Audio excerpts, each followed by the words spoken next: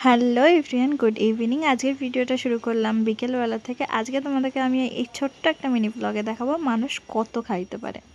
আমার এই নিষ্পাপ মনটার বড্ড টুকটাক খেতে ইচ্ছা করে, তাই পিসি আসার সময় আমাকে ফোন করেছিল, কিছু খাবে নাকি? ও মা, আমি আবার খাবো না এটা হতে পারে? তাই পিসিকে বলেছিলাম তুমি আসার সময় চপ পেলে নিয়ে এসো।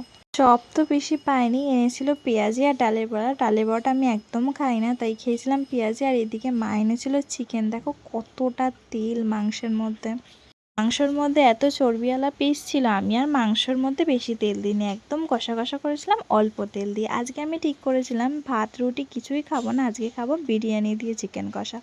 তাই ঝটপট করে অর্ডার করে দিয়েছিলাম চিকেন বিরিয়ানি, মাটন বিরিয়ানি আর পকোড়া। যেটা খেতে ছিল ওই অ্যাভারেজ, মানে আহামরি সেরকম কিছু না, মোটামুটি খাওয়াই যায়।